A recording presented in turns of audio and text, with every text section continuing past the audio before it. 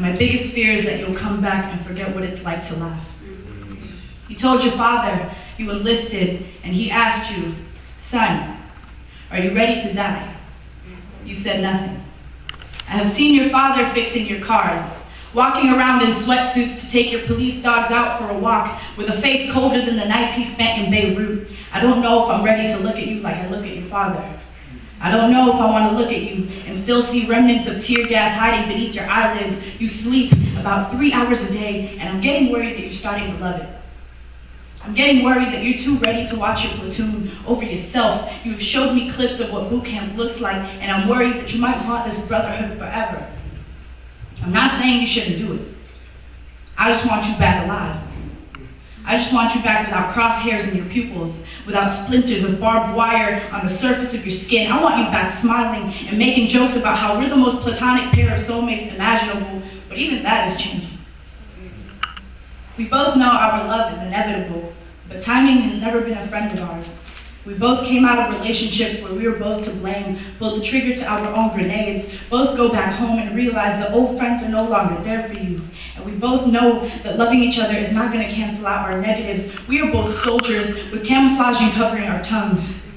We both have shrapnel left in our hearts from past loves, still recovering from post-traumatic relationships, and still have 30 states to shoot each other from. So I'm sorry. I'm not used to men like you.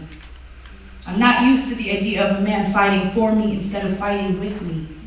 I'm not accustomed to someone who will write me letters and poems, someone who will actually agree with me, someone who can love me without wanting to change a single thing about me. You scare the fucking shit out of me. But one day you won't anymore. Loving a poet makes me scared that your words are nothing but traps, but loving a soldier makes me realize your honor is clear. I'm hoping that when you see me, I would have grown into the woman that needs your love as much as you need mine. So I'll see you in 6 months. You in your dress blues, a rifle at hand, remembering how to live.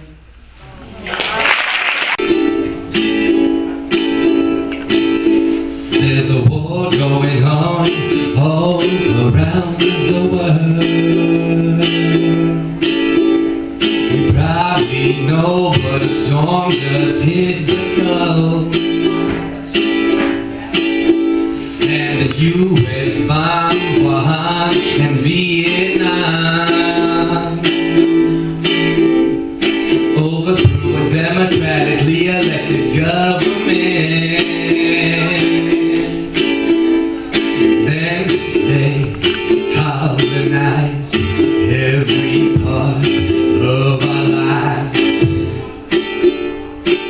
But don't forget to vote. Obama and Romney both kill brown folks with drones. But you better not forget to vote. They are gonna kill more and more, and we are gonna live through some war. But you better not forget to vote.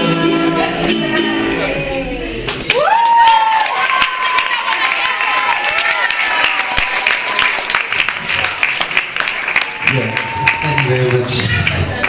There's going to be an extended version of Song That's on someday. They didn't trust us. They left us in the desert of the military presence. And more brown bodies getting buried every second that I mention. There's more black youth in detention of enslaved in 1850. Has anything changed while you celebrate how in 2008 more Latinos came out? But wait, I'll explain how you didn't notice. Voter ID laws passed in 15 states and there's billions left hopeless. You vote with every single dollar you spend. Hashtag buy local, call it a trend. Grow your own food, give thanks to the land. Dance until we have an earthquake on our hands. Thanks to our ancestors for giving us life. Our land and ocean, space and ice. Knowing native people gave up their lives for our rights and our clothes and our nights. With no bombs blow us to shreds. Or our cousins in military uniforms pointing guns to our head. I see a gorgeous future ahead. We just march, can't tread. You're caught up in TV, you two are dead. Find the bright light that's inside us instead. Now Lord, ain't even Yana alive and dead. I vote to abolish ignorance of every indigenous militant in prison for defending the villages. From Tibet to Taiwan, East Africa to Saigon.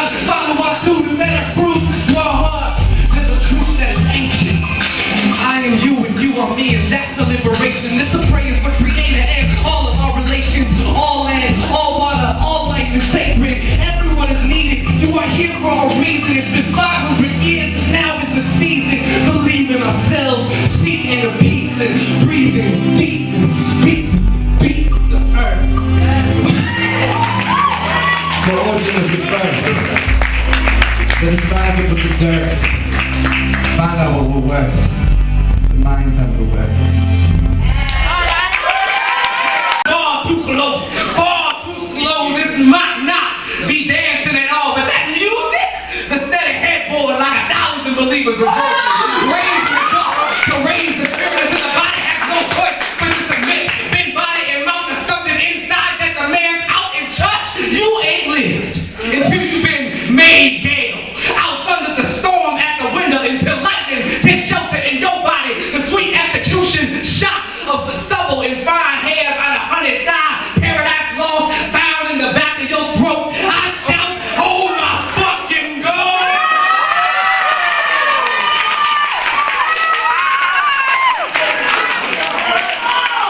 For a reason, when my glory comes, my mouth snaps for something to lure me back to body. For me, that's heaven. Ain't gotta be God for you. It could be, oh shit, global warming, oh, my sweet coupons, holy fucking veganism. When each cell is a war suddenly at peace. When you are dizzy and drenched in that sweat. When your mouth is filled, when their mouth is filled. When what needs to be drained is drained. Let the first word after be praised for the possibility of skin. The promise of nails in your back fat. The gospel of nipples and earlobes. I dare you to watch a really boring movie with your love.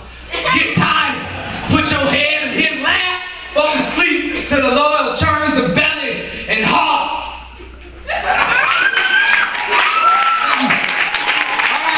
I used to write my mother's name just again on the father line. Back then, I had a whole wrist full of terror and a gut full of empty barrels, and everybody thought I was crazy for that. I guess no one thought that a poor kid was sick of hearing, "You look just like your father." That laugh is just like your father's, or my favorite, "You're so strong, like your father." Because my father was strong, right? Right. If it's one thing I learned from him, it's that no one can make you come back to a home you fled from. And he ain't that crazy. I used to hear clouds whisper about whose blood ached through me. And that's a pity that I've never wanted. If it's one thing I learned from holding up the sky this long, it's that the father of mine is some coward of a man, with a silent voice in his chest and no hands. He can't possibly have any hands. Coward. Coward. Who is this father you speak of? Who is your father? Who else but the only one who could hand you the sky? Imagine my delight as I listen to the subtle tombs crack open and earthquakes shatter trees to the ground. I hear crying, actual tears. From the daughter of Atlas? Why? What pain can't she hold? Do we mourn for the chirping birds because they can't choose for whom to sing? No, because they still sing. And this Sydney you claim to be.